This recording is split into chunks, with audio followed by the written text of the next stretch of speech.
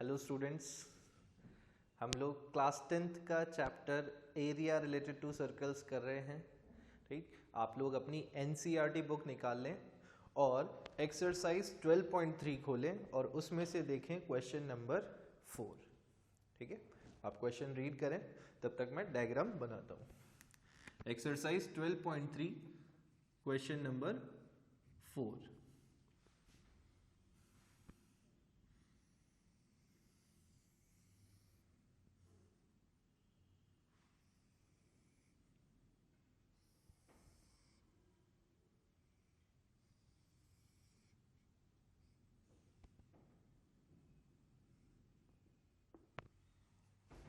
Okay, question number 4 में given है find the area of shaded region where a circular arc of radius 6 centimetre has been drawn with vertex A of an equilateral triangle OAB of side 12 centimetre. ठीक है, question में आपको क्या दे रखा है कि यहां पर आपका एक इक्विलेटरल ट्राइंगल है जिसकी साइड आपको दे रखी है कितनी, 12 सेंटीमीटर। ठीक है, और ट्राइंगल का है नाम OAB। ठीक है, और फिर उसके बाद जो ट्राइंगल का एक वर्टेक्स है उसको एज अ सेंटर लेते हुए एक सर्कल ड्रॉ किया जिसका रेडियस रखा गया है 6 सेंटीमीटर। तो यानी कि ये सर्कल का सेंटर हो गया और यहां से लेके यहां तक ये हो गई सर्कल की रेडियस। तो ये उन्होंने हमको बताई कि ये कितनी है, पूरी 6 सेंटीमीटर। ठीक है, ये इंफॉर्मेशन गिवन है and they are saying find the area of the shaded region. Shaded region का एरिया फाइंड करना है। तो यहां पे जो शेडेड रीजन है वो ये पूरी कंप्लीट फिगर है। ठीक है, मैं शेड नहीं कर रहा हूं वरना बहुत अजीब सा दिखेगा, है ना। तो ये पूरी कंप्लीट जो फिगर है वो पूरा शेडेड रीजन है इसमें। तो हमें इस पूरे कंप्लीट फिगर का जो है एरिया फाइंड आउट करना है। ठीक, तो कैसे करेंगे, तो सबसे पहले जो गिवन इंफॉर्मेशन है वो लिख लेते हैं। तो गिवन इंफॉर्मेशन के अकॉर्डिंग है radius of circle, radius of circle R is equals to हमें गिवन है 6 सेंटीमीटर। दूसरा हमको दे रखा है side of triangle, side of equilateral triangle,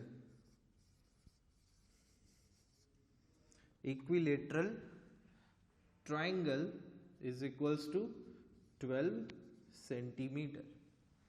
ठीक है, ये इंफॉर्मेशन हमको गिवन है। अब देखो, हमें फाइंड आउट करना है area of this complete figure. ये कॉम्बिनेशन है ट्राइंगल का और सर्कल का। तो सर्कल तो कंप्लीट है नहीं, सर्कल ओवरलैप कर रहा है, तो ये एक तरीके से सेक्टर है। ठीक, तो हमें फाइंड करना है पूरा फिगर का एरिया। तो देखो कॉन्सेप्ट क्या लगेगा, टोटल एरिया फाइंड आउट करना है। तो उसका कॉन्सेप्ट लगेगा area of triangle AOB।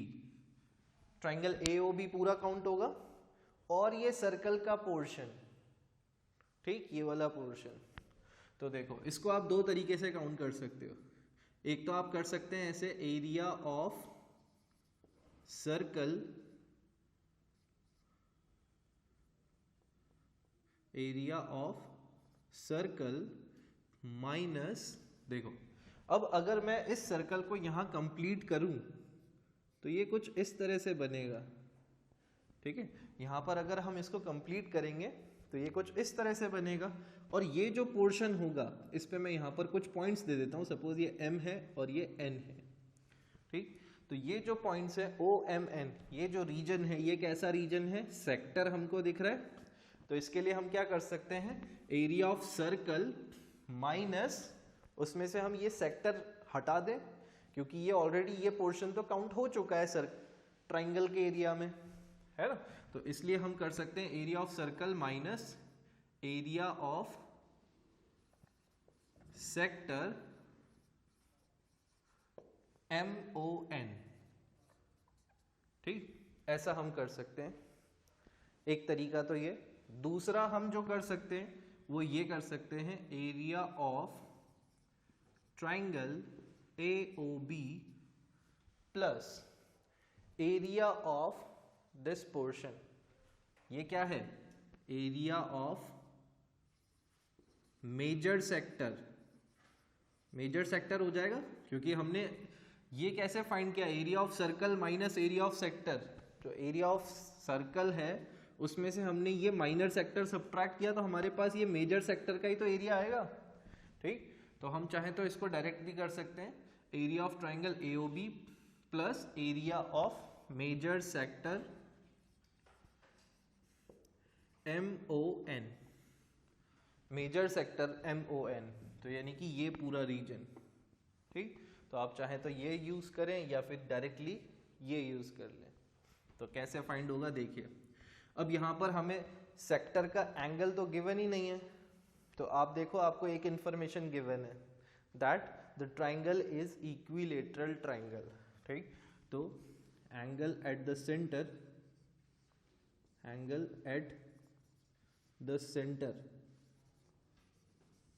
Theta is equals to कितना हो जाएगा हमारे पास 60 डिग्री, क्योंकि इक्विलेटरल ट्राइंगल है तो एट द सेंटर थीटा कितना हो गया 60 डिग्री। ठीक है, अब लेकिन हम अगर मेजर सेक्टर को यूज करते हैं तो हमें ये वाला एंगल चाहिए होगा। ठीक है, तो हमें ये एंगल कैसे मिलेगा, angle of major sector, major sector का एंगल कैसे मिलेगा भाई, क्योंकि कंप्लीट सर्कल का एंगल 360 है और हमारे माइनर सेक्टर का एंगल ये कितना है, ये 60 डिग्री है। ठीक, तो मेजर सेक्टर का एंगल कितना हो जाएगा 360 minus 60, that is equals to 300 degree. तो एंगल ऑफ मेजर सेक्टर हमारा हो गया 300 डिग्री, तो हम उसे यूज कर लेंगे। एरिया ऑफ ट्राइंगल AOB का फॉर्मूला क्या होता है, आपको याद होगा, √3/4 इंटू साइड स्क्वायर, यही होता है इक्विलेटरल ट्राइंगल का formula, plus area of major sector. अब मेजर सेक्टर है तो थीटा अपॉन 360 है ना, इसको मैं थीटा ना लिख के इसको लिख दें 360 माइनस थीटा, क्योंकि मेजर सेक्टर लिख रहे हैं हम तो इसलिए 360 माइनस थीटा कर लेते हैं इंटू पाई आर स्क्वायर। ठीक है, तो यहां पर यह हो जाएगा √3/4 इंटू साइड, साइड कितनी है ट्राइंगल की 12, तो ये हो जाएगा 12 इंटू 12 प्लस 360 माइनस थीटा, तो वो हमने ऑलरेडी कैलकुलेट किया हुआ है, which is 300 upon 360 into pi, pi की वैल्यू 22/7 और r की वैल्यू कितनी है 6, तो 6 इंटू 6। ठीक है, यहां पर आप इसको सॉल्व कर लें, ये 4 से 12 3 टाइम्स, तो ये हो गया 36√3 प्लस यहां पर 0 से 0 कैंसिल हो जाएगा, 35 टाइम्स और 36 6 टाइम्स, दोनों 6 से कैंसिल हो गए। यहाँ पर इस 6 से आप इस वाले 6 को कैंसिल कर दें।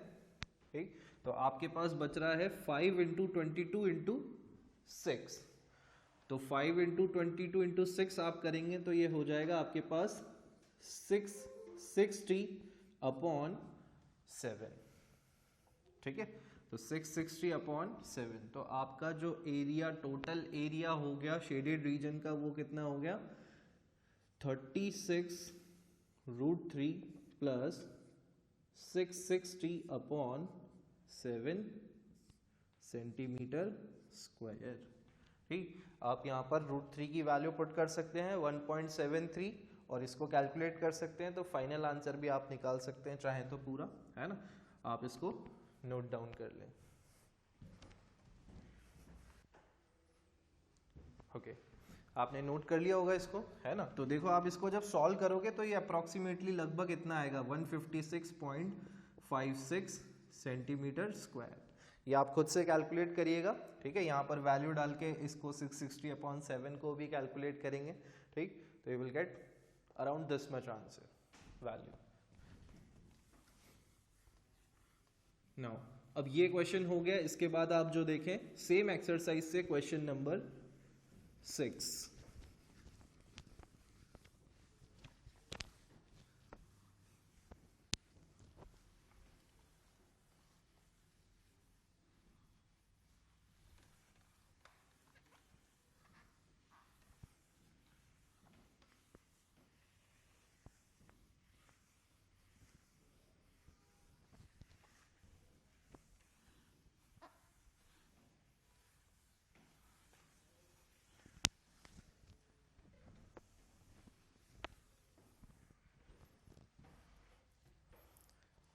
Question number 6 is saying in a circular table cover of radius 32 centimeter, a design is formed leaving an equilateral triangle ABC in the middle as shown in figure. Find the area of the design. Okay, तो यहाँ पर इन्होंने आपको एक design बना के दे रखी है। ये 6th क्वेश्चन है।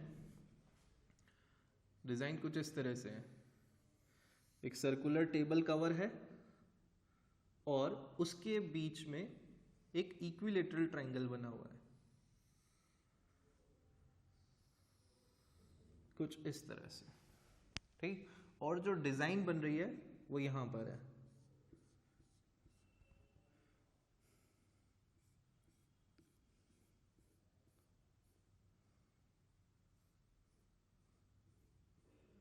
कुछ इस तरह की आपकी डिजाइन है।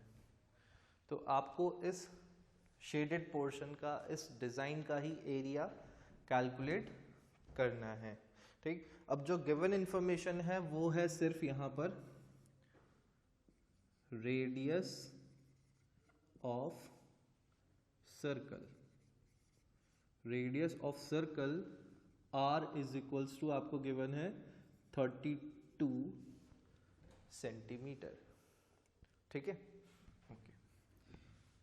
अब यहाँ पर जो है ये सर्कल का सेंटर है और उसके अंदर आपका एक इक्विलेटरल ट्रायंगल बन रहा है, ठीक। तो आपको जो गिवन है, चलो मैं इसकी नेमिंग कर देता हूँ। जैसे सपोज ये A, B और ये C है और ये सेंटर जो है वो O है, ठीक। अब हम इसको ज्वाइन कर लें, सपोज यहाँ पर डैश्ड लाइन से कर देते हैं। तो देखिए ये OC जो है वो क्या होगा, इसका रेडियस होगा। OB भी क्या है, रेडियस ऑफ द सर्कल। तो OC की जो लेंथ है हमारे पास वो कितनी है, 32 सेंटीमीटर। इसी तरह से ये भी हमारे पास है 32 सेंटीमीटर। ओके, ठीक। इतनी इंफॉर्मेशन हमें मिल चुकी है। और ये इक्विलेटरल ट्रायंगल है, तो इक्विलेटरल ट्रायंगल में हमें पता है कि सारे एंगल्स क्या होते हैं, 60 डिग्री, ठीक। इसको मैं लिख देता हूं यहां पर, each angle of equilateral triangle is equals to 60 degree. ये सबको पता है, हमको बहुत अच्छे से पता है ये बात, है ना। तो ये एंगल हो गया हमारा 60 डिग्री। अब देखिए आपने 9th क्लास में एक थ्योरम पढ़ी होगी, ठीक, सर्कल से रिलेटेड। वो थ्योरम आपको क्या बताती है कि अगर कोई सर्कल है, ठीक, और ये कोई आर्क है, सपोज आर्क AB है, ठीक, और ये यहां पर जो एंगल बना रही होगी, ठीक, सपोज ये एंगल बना रही है यहाँ पे थीटा, ठीक। ये आर्क इस सर्कल के ऊपर एंगल, इस पॉइंट पे थीटा एंगल बना रही है। तो सेंटर पे जो एंगल बनेगा बाय द सेम आर्क वो होगा 2 थीटा। ये आपने थ्योरम पढ़ी होगी 9th क्लास में, that angle at the centre is twice the angle on the remaining part of the circle, ठीक। सेंटर पे जो एंगल बनता है वो डबल होता है किसका, रिमेनिंग पार्ट पे जो एंगल बन रहा होगा उसका, ठीक। तो सर्कल में अगर यहाँ एंगल थीटा बन रहा है तो सेंटर पे क्या होगा, थीटा एंगल बनेगा सेम आर्क से, ठीक। तो यहाँ पर भी वही चीज हो रही है। देखो यहाँ आर्क आपका BC आर्क है और इस BC आर्क के ऊपर आपका सर्कल में ए पॉइंट पे 60 डिग्री का एंगल बन रहा है, ठीक है। तो सेंटर पे कितना एंगल हो जाएगा, फिर सेंटर पे एंगल हो जाएगा पूरा 120 डिग्री, ठीक है। ये आपकी 9th क्लास की थ्योरम है जिसकी हेल्प से हमने ये एंगल लिखा है 120 डिग्री। मैं उसको लिख देता हूं यहां पर, angle at the centre of the circle is double या twice double the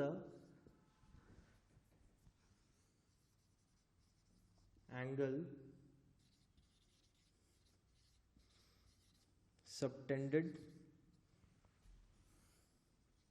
by the arc on the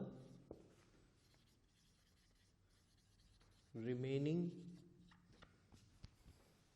part of circle,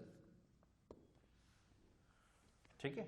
तो ये आपकी जो है थ्योरम है 9th क्लास से। आप चाहे तो ये डायग्राम भी आप बना लेना ताकि आपको याद रहेगा, ठीक है। एक साइड पे आप इस डायग्राम को बना करके रख लीजिए। मैं इसको इरेज कर रहा हूं।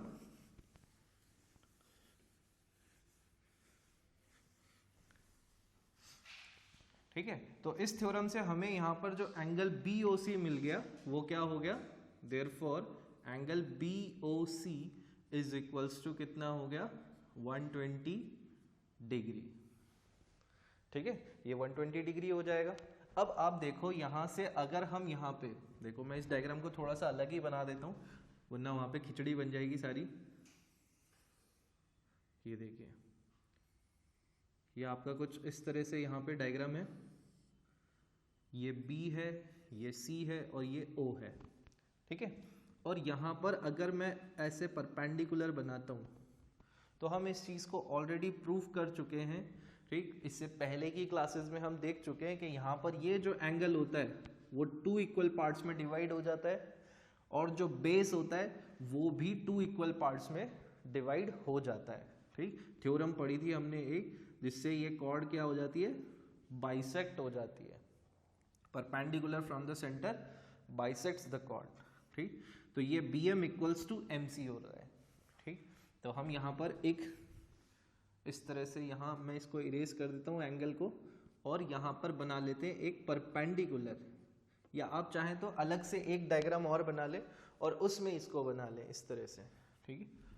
तो ये हो गया हमारा M पॉइंट और ये है परपेंडिकुलर, ठीक। तो यहाँ पर हो गया हमारे पास इन BM इक्वल्स टू MC हो जाएगा, ठीक है। और दूसरी बात हो जाएगी angle BOM is equals to angle COM, ठीक है। अब BOC पूरा कंप्लीट 120 था और ये दोनों एंगल्स इक्वल हैं, तो ये कितना हो जाएगा 60 डिग्री, ठीक है। क्योंकि मैंने अभी बताया आपको कि ये दो एंगल्स इक्वल होंगे, तो ये 60 होगा और ये भी 60 होगा क्योंकि कंप्लीट एंगल 120 डिग्री है, ठीक है। तो ये बात हमको पता चल गई है, ठीक। अब यहाँ पर आप देखें इस वाले ट्राइंगल के अंदर यहाँ पे OC कितना है 32 सेंटीमीटर, ठीक। तो हम देखें in triangle OMC triangle OMC के अंदर अगर हम देखें तो साइन 60 डिग्री कितना होगा, साइन 60 डिग्री हमारा होगा, यहाँ पर एंगल है तो साइन क्या होता है परपेंडिकुलर अपॉन हाइपोटेन्यूस, तो ये होगा परपेंडिकुलर और ये होगा हाइपोटेन्यूस, तो ये हो जाएगा MC अपॉन OC, ठीक। एंड और cos 60 कितना होगा, cos 60 डिग्री is equals to base upon hypotenuse, base क्या है यहाँ पर OM अपॉन हाइपोटेन्यूस OC, ठीक है। तो ये हमारे पास आ गया। अब साइन 60 की वैल्यू होती है हमारी √3/2। MC की वैल्यू हमें है क्या पता? नहीं पता है, तो इसको एज इट इज रहने देंगे। OC की वैल्यू पता है? यस पता है, 32। एंड cos 60 हमारा होता है 1/2। ठीक है, तो यहां पर OM की वैल्यू हमें नहीं पता, OC की वैल्यू हमें पता है 32। ठीक है, तो अगर इसको हम सॉल्व करेंगे, क्रॉस मल्टीप्लाई करेंगे, तो यहां पर आप देखें कि MC इज इक्वल्स टू क्या आ जाएगा आपके पास 32√3/2। ये उधर जाके मल्टीप्लाई हो जाएगा। And OM is equals to 32/2। ठीक है, तो MC हमारा आ जाएगा 16√3 एंड OM हमारा आ जाएगा 16 सेंटीमीटर। ठीक है, ये भी सेंटीमीटर। तो देखिए आप यहाँ पर आपके पास MC आ गया है 16√3 सेंटीमीटर, तो पूरा BC निकल के आ जाएगा, क्योंकि ये ट्वाइस है ना। BC क्या है? ट्वाइस ऑफ MC, दोनों इक्वल है ना। तो यहां पर आपके पास आ जाएगा BC is equals to twice of MC, which is equals to 2 × 16√3, which is equals to 32√3 centimetre. तो देखो हमें पता चल गया that BC is equals to 32√3 centimetre. और एक चीज और पता चल गई हमको, OM इज इक्वल्स टू कितना है? 16 सेंटीमीटर। तो ये भी हमें पता लग गया और BC भी हमें पता लग गया। तो हमें अगर यहाँ पर देखो शेडेड रीजन का एरिया फाइंड करने के लिए हमारा जो कॉन्सेप्ट है, हम इतनी मेहनत क्यों कर रहे हैं, क्या करना चाह रहे हैं, तो हमारा जो कॉन्सेप्ट है वो ये है कि हम पूरे सर्कल में से ट्राइंगल का एरिया सब्ट्रैक्ट कर दें। तो ट्राइंगल का एरिया फाइंड करने के लिए ही सारी मेहनत चल रही है। ठीक है, इतना आप नोट डाउन करें, फिर आगे देखते हैं।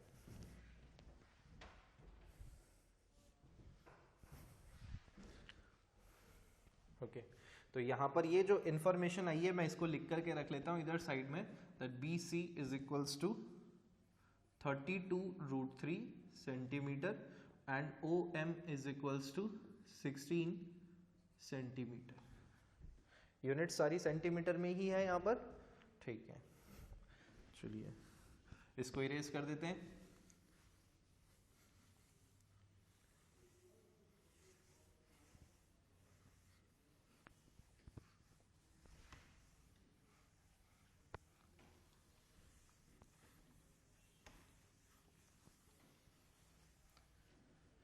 ओके, अब आप देखो यहाँ पर कि हमें जो है इक्विलेटरल ट्राइंगल की साइड पता चल गई है, साइड ऑफ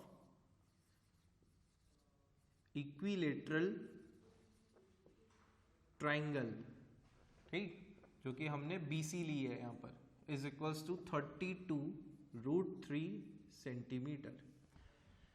ओके, अब एरिया फाइंड हो सकता है आसानी से। We know that area of equilateral triangle is equals to √3/4 into side square। ठीक, वैल्यू पुट कर ले तो ये हो जाएगा √3/4 into 32√3 into 32√3। ठीक, इसको आप कैंसिल करेंगे तो ये 8 टाइम्स कैंसिल हो जाएगा।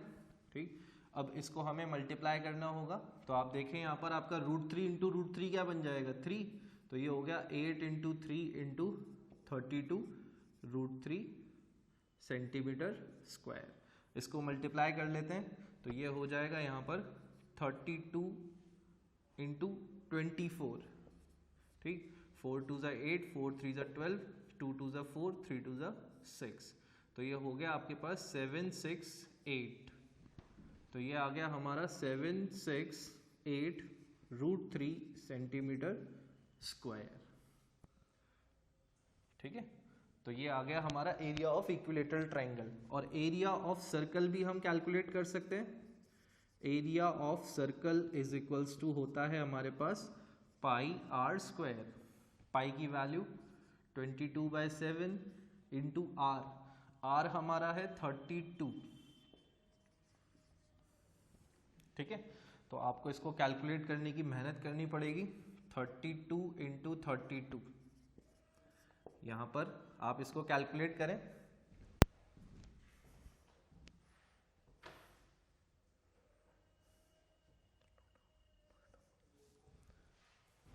ओके, आपने इसको कैलकुलेट किया होगा तो ये आपका आएगा 22528 अपॉन 7 सेंटीमीटर स्क्वायर। ठीक है, इसको नोट डाउन कर लें प्लीज।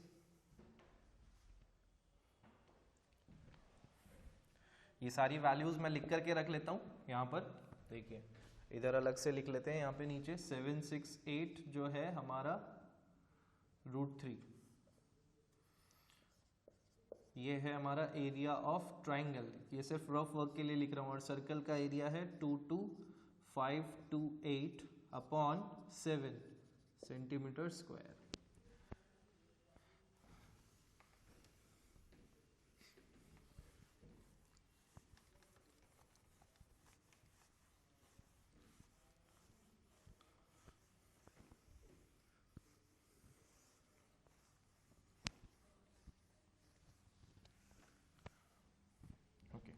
अब एरिया ऑफ डिजाइन जो हमें फाइंड करना है वो क्या हो जाएगा?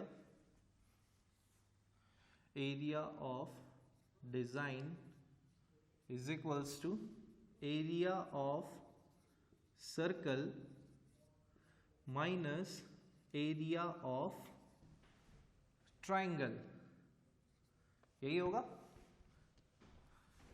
ओके, तो यहां पर एरिया ऑफ सर्कल क्या है हमारे पास?